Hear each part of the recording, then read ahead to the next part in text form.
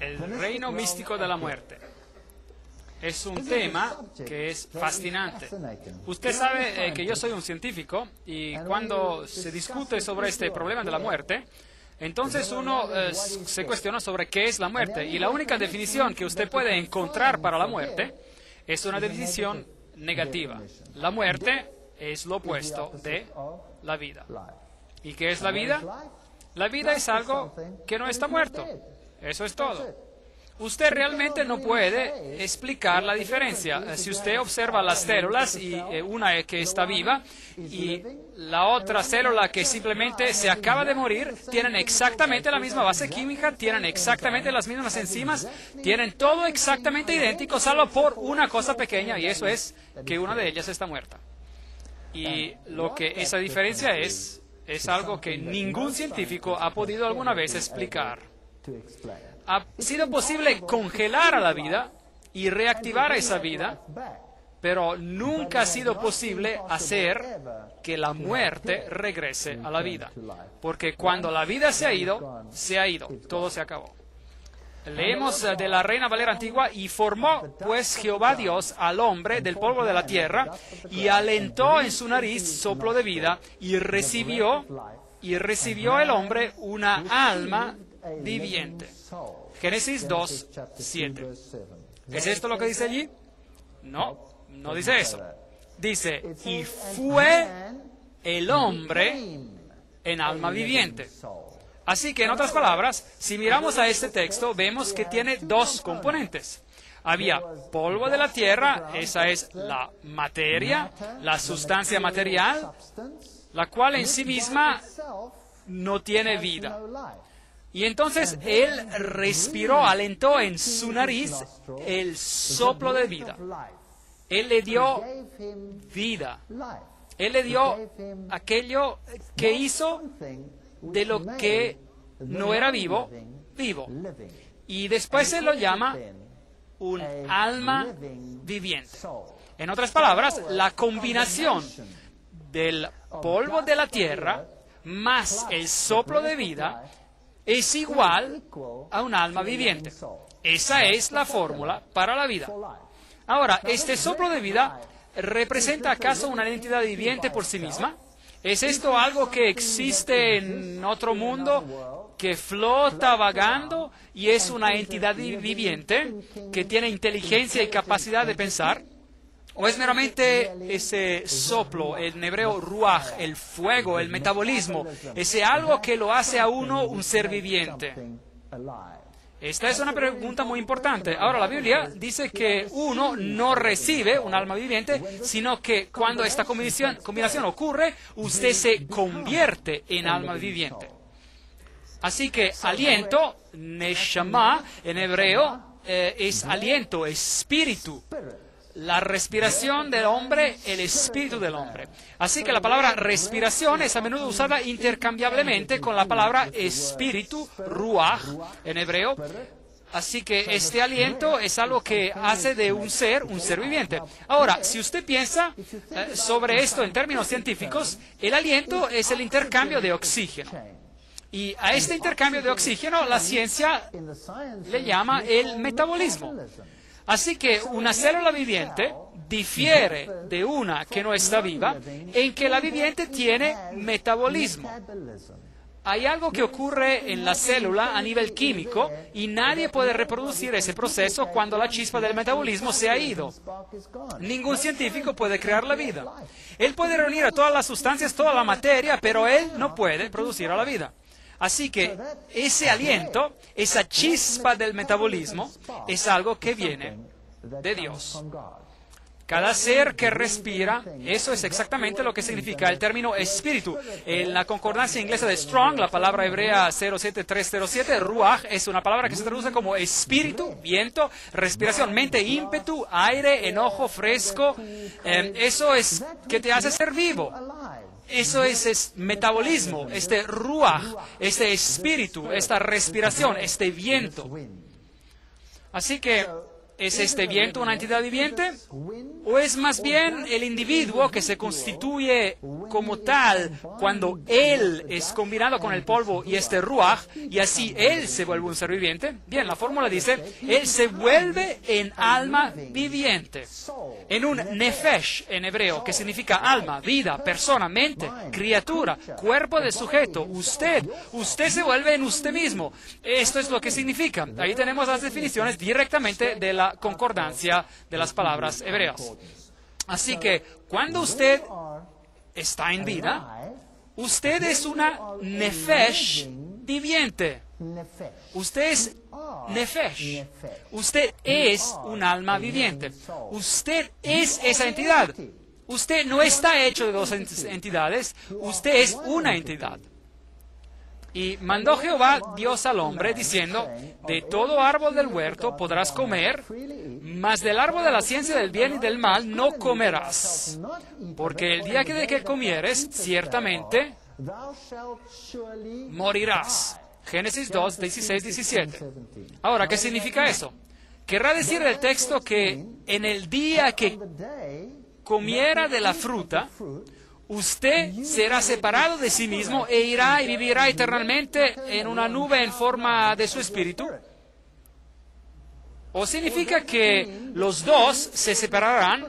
El nefesh se desintegrará de nuevo en la materia y Dios toma su ruach, su vida, su espíritu que Él le dio, lo que le dio vida, Él lo retira y regresa a Él. ¿Y qué queda entonces? Polvo. Eso es todo. Así es eso. Eso es todo. Y es muy importante que nosotros entendamos este asunto. Y esto es lo que la Biblia realmente dice. Pero el diablo dijo algo diferente. La mentira del diablo. No moriréis. Génesis 3:4. Entonces, Dios dice, ciertamente morirás. Y morirás, morir significa no vivir. ¿Es correcto o incorrecto? Correcto. Pero el diablo dice, no, usted ciertamente no morirá. Lo que realmente quiere decir es que usted seguirá viviendo. Ahora, dígame, en el mundo hoy en día, ¿qué se cree? ¿Qué usted cree? ¿Se cree que usted morirá o que usted vivirá para siempre? Si usted ha sido malo, usted va a un lugar caliente, pero si usted ha sido bueno, usted va a un buen lugar. ¿No es acaso esto lo que el mundo cree? Así que, en otras palabras, el asunto no está tan mal, porque lo que ocurre es que uno se deshace de este cuerpo, pero yo continúo viviendo. ¿Cuál es la gran diferencia?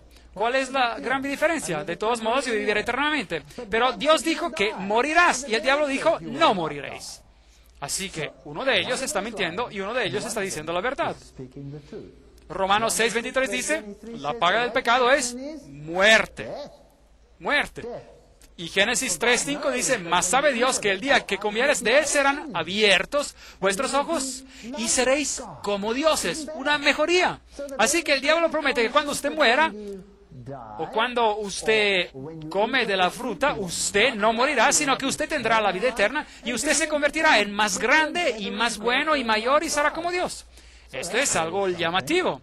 Y hay muchas religiones que creen en exactamente eso. Si usted, por ejemplo, toma el hinduismo, entonces usted no se muere.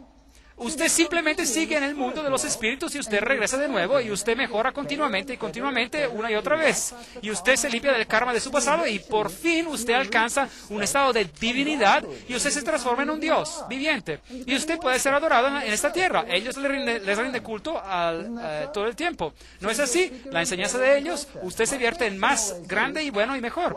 Entonces mi pregunta es, si esto fuera cierto, ¿por qué es que las condiciones de vida están volviéndose cada vez peor si todos ellos se libran de su karma y de todos estos millones de años y están mejorando más y más y más? Entonces ellos parecen no estar logrando mucho al respecto, ¿verdad? Yo no creo que están logrando mucho para nada. Así que sus ojos se abrirán y seréis como dioses, sabiendo lo bueno y lo malo. Génesis 3:5. Así que el diablo dijo algo y hoy en día todo el mundo cree en esa mentira en vez de creer en lo que Dios dice.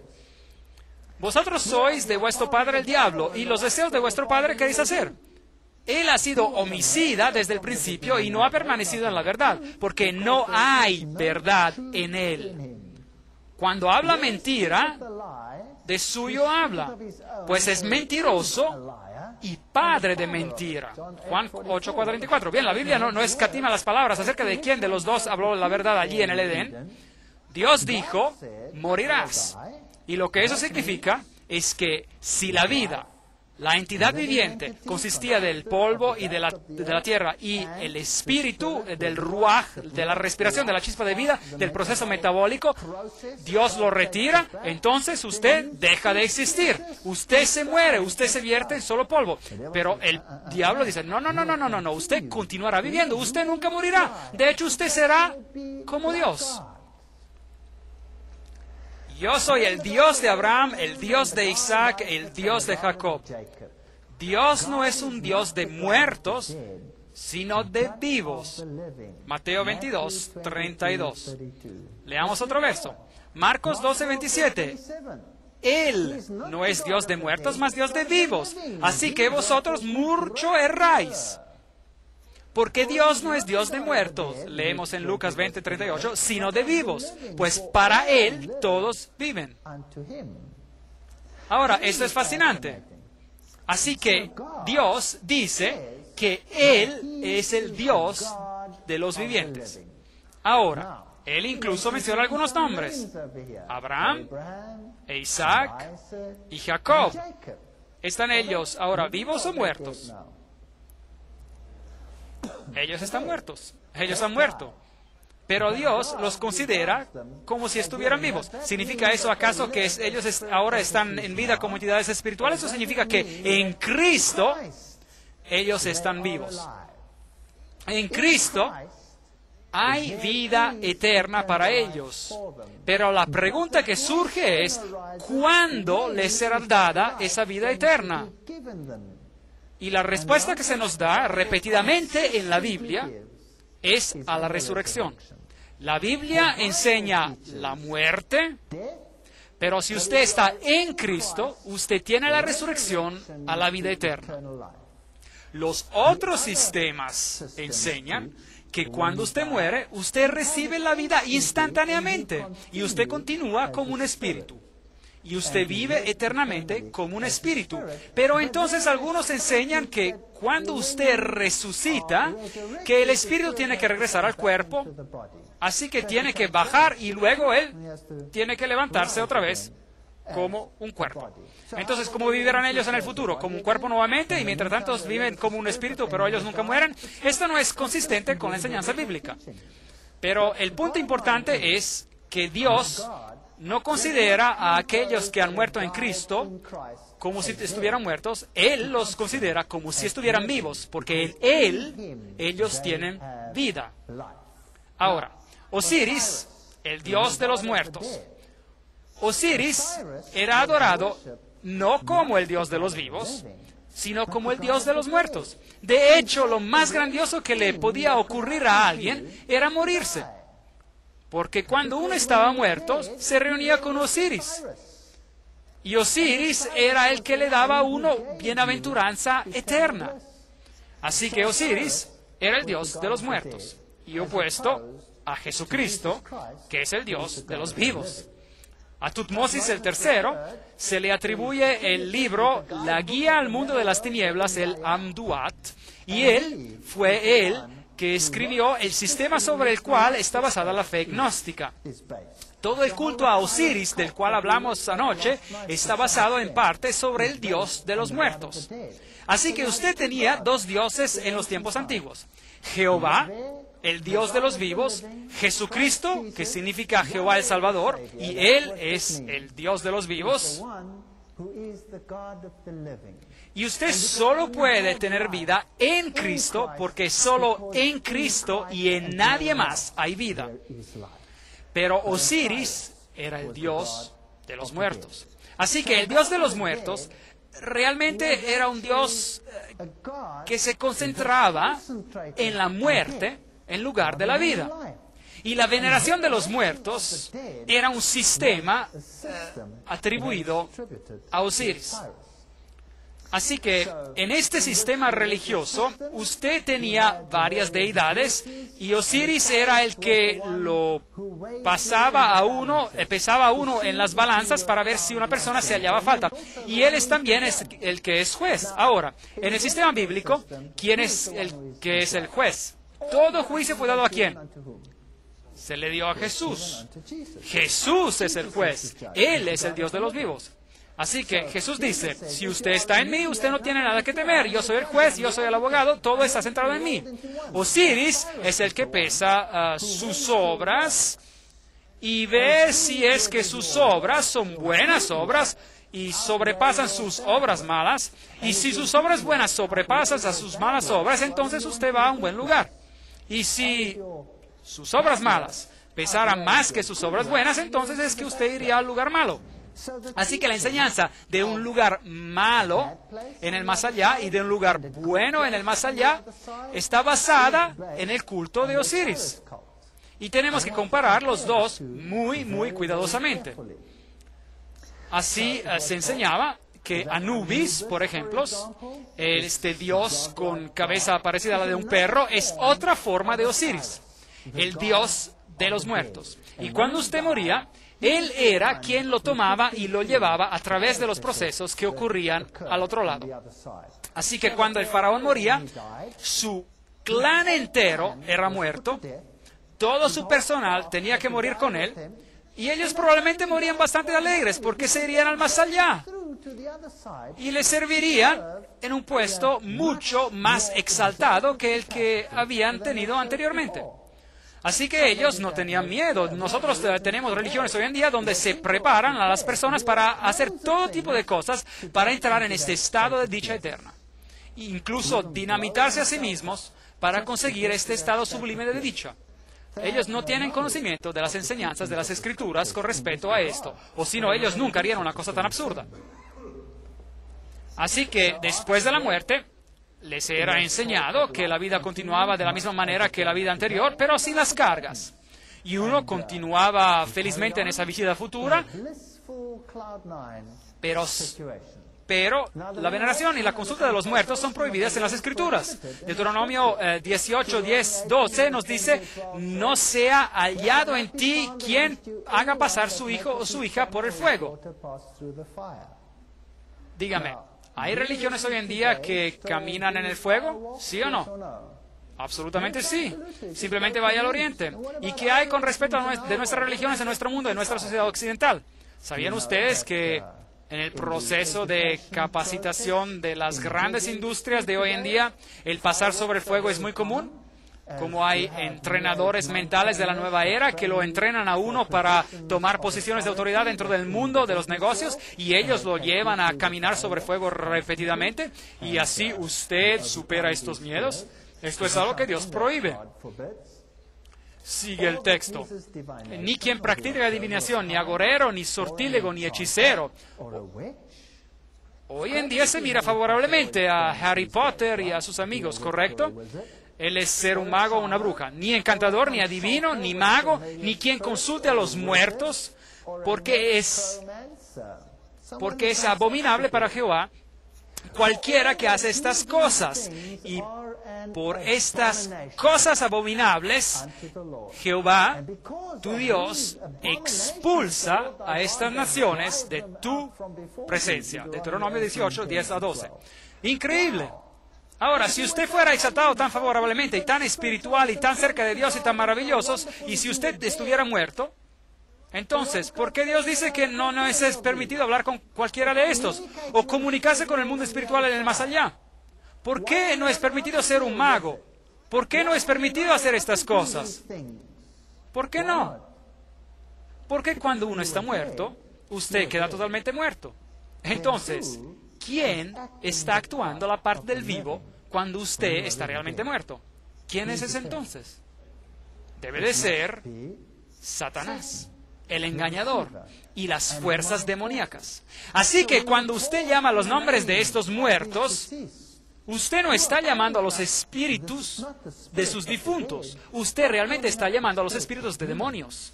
Y ellos no tienen ningún problema para personificar a aquellos que vivieron antes de nosotros. Cualquiera que entrara en contacto con una persona muerta o con una tumba era considerada inmunda y no podía tomar parte en el culto del templo. Ahora, eso no significa que si alguien en su familia se moría, que usted no podía enterrarlo, porque ellos enterraban a sus muertos. Ellos enterraron a Abraham, ellos enterraron a Isaac, ellos enterraron a Jacob, ellos llevaron los huesos de José con ellos de regreso a la tierra prometida. Así que no tiene nada que ver con enterrar a sus muertos o algo así, o de rendir los últimos homenajes a alguien que ha fallecido, o para mostrar el pesar con aquellos que están llorando. Esto tiene que ver con la veneración, tiene que ver con la adoración. Así que Dios separó los sistemas de culto que involucraban a los muertos, los alejó tanto como el este está alejado del oeste, tanto así Él separó estos sistemas de su sistema de culto. No debería de haber absolutamente ninguna duda acerca de cuál veneración de los muertos. En absoluto, los dos tenían que estar totalmente separados. Así que Dios dijo, nadie entrará en mi templo a rendir culto de adoración sobre los cuerpos muertos. Eso no significa que usted no puede enterrar a alguien que ha muerto. Yo no estoy hablando sobre esto. Se está hablando sobre la adoración.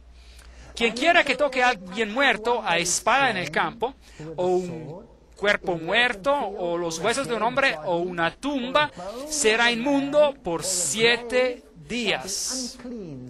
Números 19, 16. Así que usted no debería entrar en contacto con las tumbas.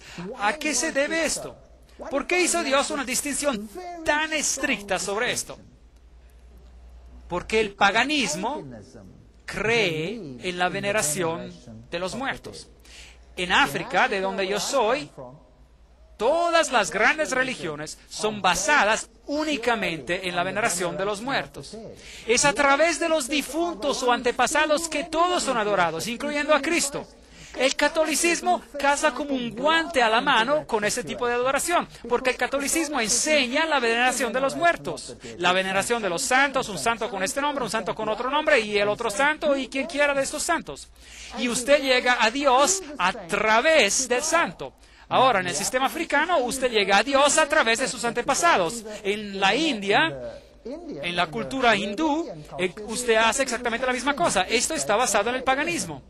Eso es todo lo que ellos conocen. Por eso que Dios hizo una distinción muy clara y dijo, escuchen, no hay ninguna veneración de los muertos. De hecho, yo quiero que usted no tenga nada que ver con esto. Usted no puede entrar en contacto con estas entidades de los muertos y presumir que ellos actúen en su beneficio, porque ellos están muertos, y muerto está totalmente muerto. Jehová dijo a Moisés, habla a los sacerdotes hijos de Aarón y diles que no se contaminen por un muerto en sus pueblos. Levíticos 21:1. Distinciones muy claras, pero el mundo hoy no cree en la muerte de los muertos. Ellos creen en la mentira que el diablo dijo. Y ellos creen en que la vida continúa después de la muerte. Algunos están supuestamente en la dicha, son los que usted supuestamente contacta. Pero la Biblia dice, ninguno de ellos, el contacto con cualquiera de ellos es equivalente a la brujería. Es equivalente a brujería. Ahora, demos una mirada a las catedrales del mundo hoy en día. Las catedrales del mundo hoy en día están todas construidas en los antiguos lugares de los cultos paganos. Ninguna catedral puede estar sin cuerpos muertos y tumbas. O de lo contrario, no es una catedral. Una catedral es de hecho una funeraria, es un cementerio.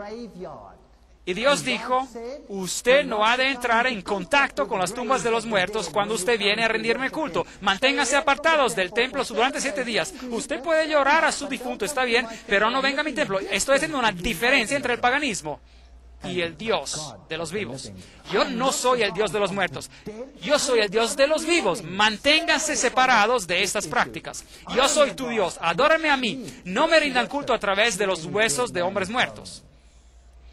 Bien, las catedrales no solo son los antiguos lugares de los cultos paganos. Todas las grandes catedrales antiguas, la Catedral de Notre Dame en París, la de Saint Paul en Londres, todas esas catedrales han sido construidas sobre lugares donde se celebraron los antiguos cultos paganos. Y ellas fueron todas construidas exactamente de la misma manera como se lo hacía en el sistema druídico. Se solía tener un conducto de piedras con pilares gigantes que conducían a un círculo central, en donde se encontraba una piedra central, que es el círculo con un punto en el medio, el antiguo símbolo sexual pagano, de unificación entre las dos deidades, el varón y la hembra, y la propagación de vida a través del rito de fertilidad. Es bastante extraño. Ahora, las antiguas catedrales son construidas exactamente de la misma manera. Estos pilares que usted puede ver, o sea, los pilares gigantes en las catedrales de hoy representan a estas piedras antiguas. Y en las catedrales antiguas del pasado, usted tenía siempre por detrás un jardín redondo con una piedra en el centro, como en el sistema druídico. Y muchas de las catedrales de hoy en día todavía lo tienen. Así que mientras usted mira hacia lo largo del pasillo, usted ingresaba al círculo al final del pasillo. Estos grandes pilares a cada lado representan el canal del sol y ellos están también construidos de esa manera. Y usted al caminar a través de ellos, y usted atraviesa el ciclo de la regeneración en la escena sexual oculta de la arboleda redonda, donde se encuentra oculto su dios, cualquiera de sus dioses, el dios Pan o el dios de los bosques Diana o algunos de ellos. Y mientras usted camina a través del pasillo, entonces usted está caminando sobre los cuerpos de hombres. Y esto es necromancia. Este es el antiguo sistema druídico. De hecho, no se permite decir una misa en cualquier iglesia de estos sistemas religiosos sin que allí esté un hueso de algún santo muerto bajo del altar. Usted tiene que tener el hueso porque solo a través de los huesos de los hombres muertos o una porción de ellos, cualquiera sea la parte, usted puede llegar a Dios. Increíble. Eso es a lo que Dios prohibió estrictamente. Y es una práctica generalizada hoy en día. Así que en el sistema druídico es esto lo que usted tenía. Allí usted tenía el círculo, aquí lo ve en Stonehenge, en Inglaterra, el círculo definido por las piedras, y en los tiempos pasados allí estaba el canal con piedras a ambos lados, y entonces ellos lo cubrieron a los dos lados y ellos pusieron la construcción puntiaguda en el frente, y esa era entonces la catedral. Está construida y basada en el culto druídico que rendía adoración a los antepasados de los muertos. Estos son los druidas modernos de hoy en día, y usted verá que ellos se visten de manera muy similar a las monjas. Interesante. Bien, aquí está una de las grandes catedrales en Europa, y usted verá allí que hay uno de los jardines circulares. Este hoy en día está ubicado a un lado, y en él, cuando usted camina sobre él, encontrará las tumbas y encontrará los lugares antiguos de adoración pagana. En las catedrales usted tendrá numerosos cuerpos de quien quiera que sea, de reyes y reinas y personas muertas y santos y de cualquiera en general, en cuanto haya muchos cuerpos, pero principalmente personas importantes. Así que aquí en estas catedrales usted encontrará todos estos cementerios, algo que Dios prohibió estrictamente. Aquí usted tiene las varias tumbas. Esta es el rey Eduardo en su sepelio oficial. Noten la decoración de los conos de pino y todos esos otros símbolos que se usan en el paganismo. Este en particular aquí es el hueso de un santo. Yo he estado en muchísimas catedrales y yo siempre me he preguntado, ¿quién es el santo en particular que está debajo al altar? Porque en el altar, donde se dice la misa, es donde se encuentran las estructuras de hueso en particular. Así que, por ejemplo, este que tenemos aquí proviene de la catedral en Londres, Inglaterra, donde debajo del altar, en el sótano, usted encontrará estas tumbas y reliquias. Y si usted alguna vez tiene la oportunidad, entonces entre en los sótanos y véalo por usted mismo. Usted los encontrará allí. No hay ni una iglesia católico romana o una iglesia anglicana o alguna de las iglesias paganizadas donde usted no encontrará estos huesos. Y los ponen en lugares prominentes. Al entrar en las iglesias, aquí en esta catedral católico romana hay una tumba gigante. Mire ahí, usted camina a un cementerio. Algo que Dios dijo que usted nunca debe hacer.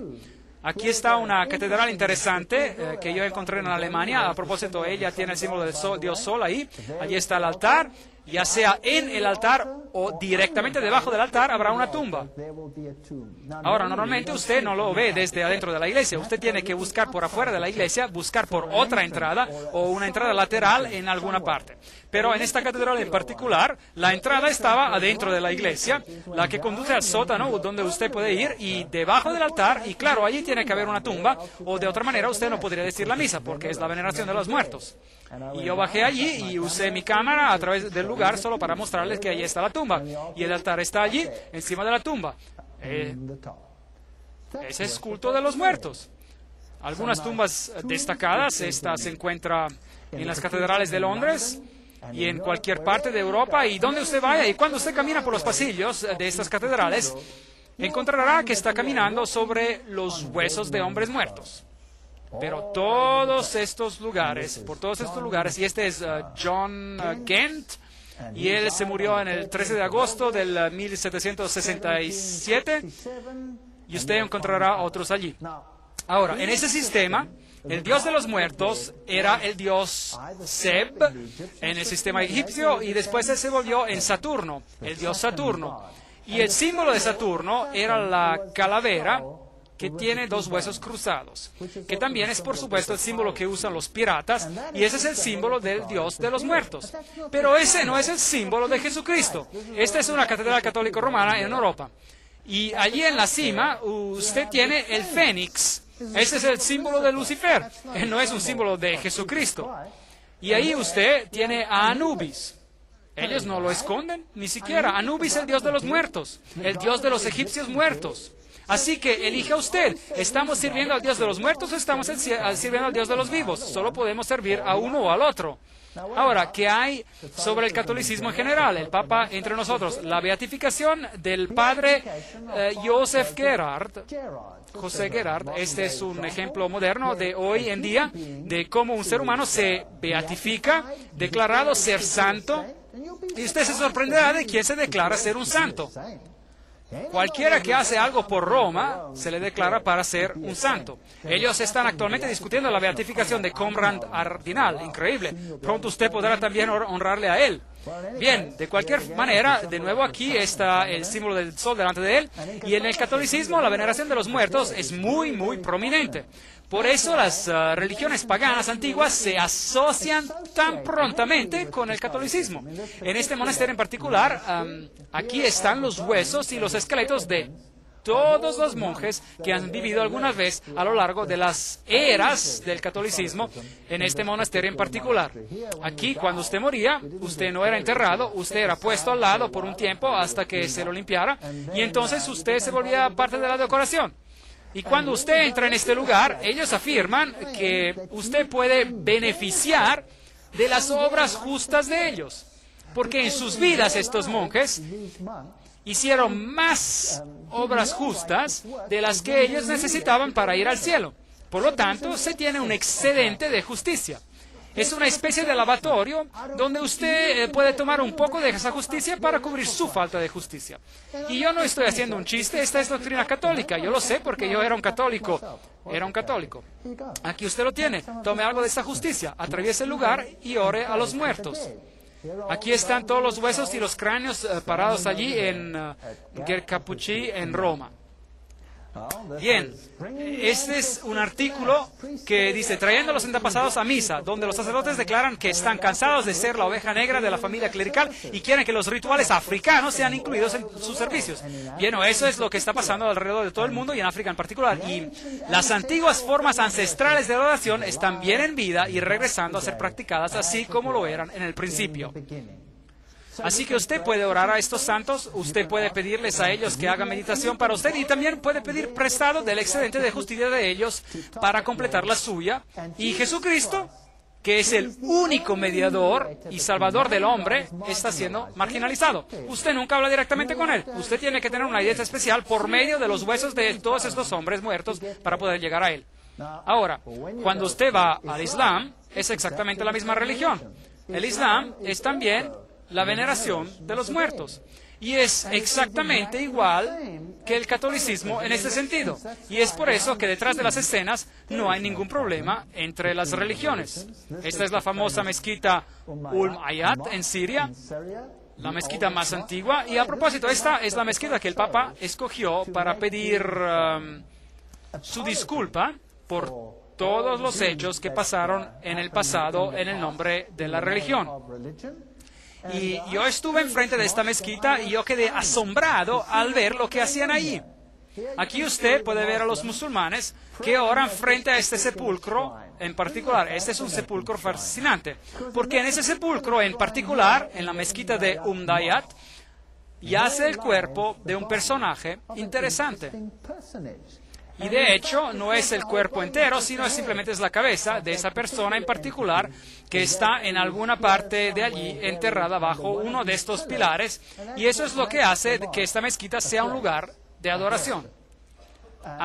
¿Alguien sabe de quién es la cabeza que está en esta mezquita? Juan el Bautista. Ahora, usted podría asombrarse al oír de que Juan el Bautista, que es venerado por los cristianos,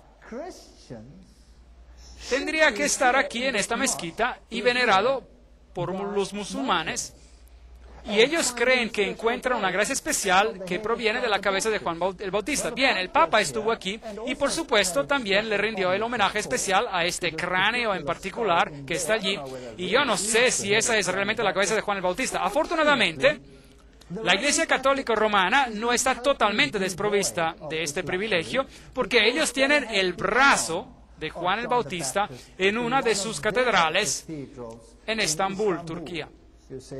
Así que entre ellos dos quizás puedan completar el resto de las partes que le faltan. Yo no sé. Pero ¿no es eso triste? Que se tenga este ritual de orar a los muertos.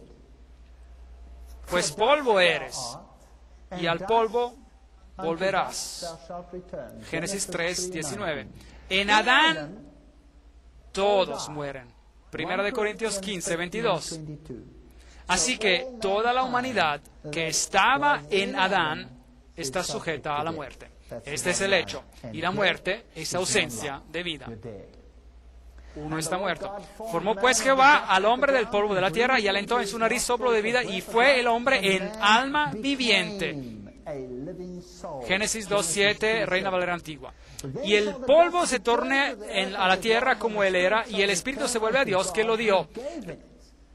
Regresa a Dios, y no es la entidad que se regresa, es el ruaj, la respiración, el principio de la vida que vuelve a Dios, y entonces uno deja de vivir. El texto lo encontramos en Eclesiastés 12:7. Leemos ahora en Job 27:3 de la Nueva Versión Internacional, y dice: que mientras haya vida en mí y aliento divino en mi nariz. En inglés la frase aliento divino se tradujo como el Espíritu de Dios. Este es el paralelismo hebreo que iguala la respiración y el Espíritu como uno.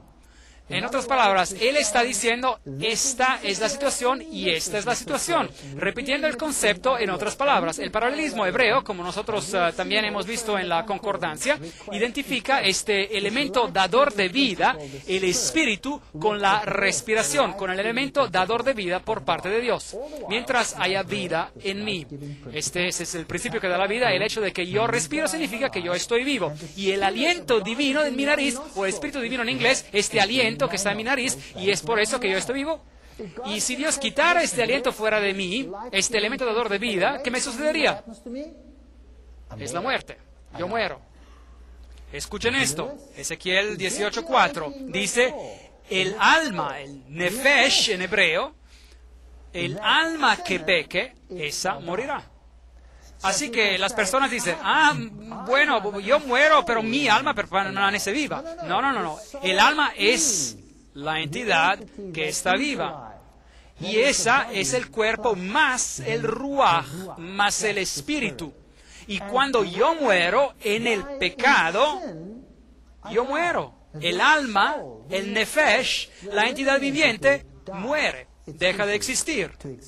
Así que el alma no es una entidad separada que va y se sienta en la nube de la dicha y toca el arpa. Y yo siempre pensé que eso iba a ser terriblemente aburrido, que un día cuando uno se muere se sienta sobre una nube y toca el arpa. Y cuando yo estuve durante algún tiempo completamente fuera de la iglesia y pasé por un periodo de ateísmo y luego volví a la iglesia nuevamente, estos asuntos en aquel entonces siempre me fascinaron. En la versión King James de la Biblia en inglés se usa la palabra alma 1600 veces, pero ni una sola vez se usa el término el alma inmortal. No existe, no hay ninguna cosa tal. Solo Dios es inmortal. La Biblia declara que la muerte es un sueño unas 53 veces. Claro que usted está dormido cuando usted ha muerto en Cristo, porque Cristo es el Dios de los vivos. Así que cuando usted muere, la Biblia dice que si usted está en Cristo, es como si solamente estuviera dormido. Dios lo despertará al último día. El hombre, en cambio, veamos a ver qué pasa cuando uno muere. El hombre, en cambio, muere y pierde su fuerza. Exhala el último suspiro, el ruaj, el aliento, y deja de existir. Job 14:10. Nueva versión internacional. El hombre expira. ¿Y dónde está? Es el mismo texto, pero en la Biblia de las Américas. Y el hombre expira. ¿Y dónde está? Usted allí encuentra la palabra suspiro en la traducción anterior, y que se traduce como expirar. La traducción de este versículo es muy buena, así que sea cuidadoso con la versión de la Biblia que usted escoja. La palabra expirar allí es exhalar su último aliento, ¿correcto? Él exhala su último aliento, así que su aliento se va de él, el elemento dador de vida se va de él. En hebreo, la palabra morir es kavá, quiere decir morir, exhalar, el suspiro, muerto, perecer, expirar, estar a punto de morir. Eso es lo que significa. ¿Y cuánto tiempo esa persona permanecerá en ese estado? Job 14:12. Mientras exista el cielo, no despertará ni se levantará de su sueño.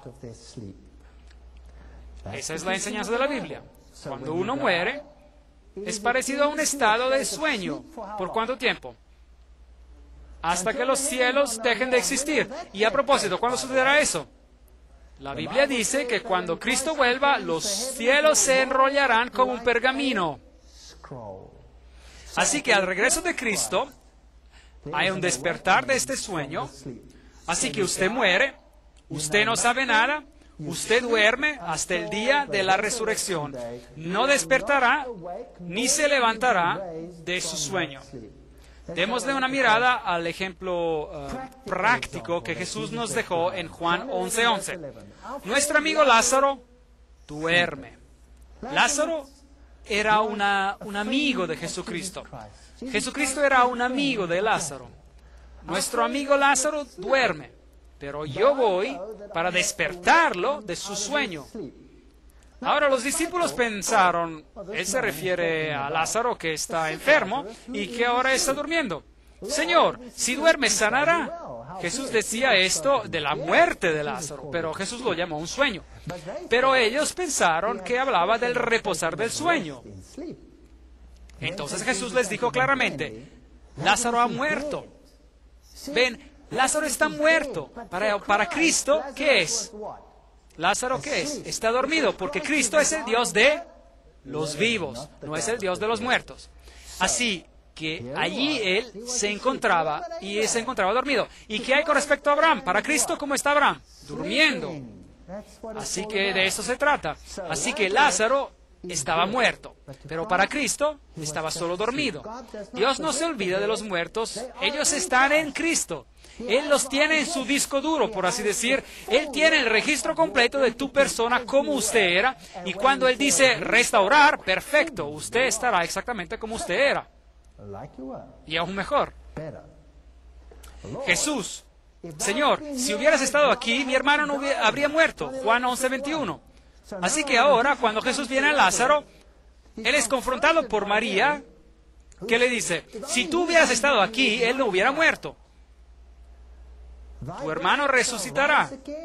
Juan 11:23. Jesús la consuela y le dice, ¿cuál es tu problema? ¿No tienes fe? Tu hermano resucitará nuevamente. Y escuchamos la respuesta de ella.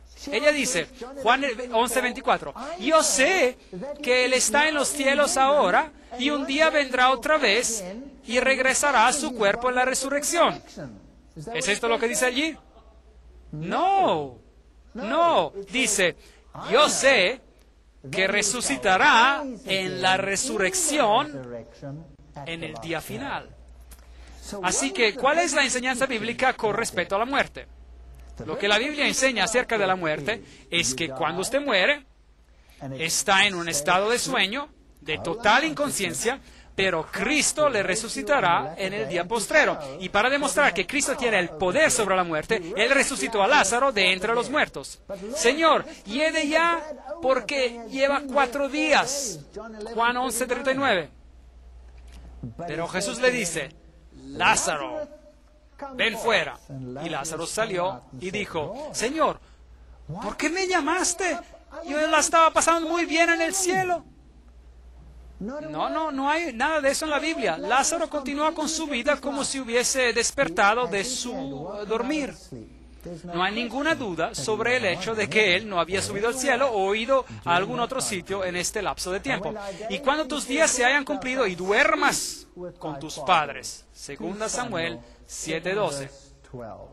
A Daniel le dijo, lean en el último versículo del libro de Daniel, y le dice, Daniel, tú reposarás y te levantarás para recibir tu heredad al fin de los días. Daniel 12:13. Todos ellos están durmiendo en Cristo.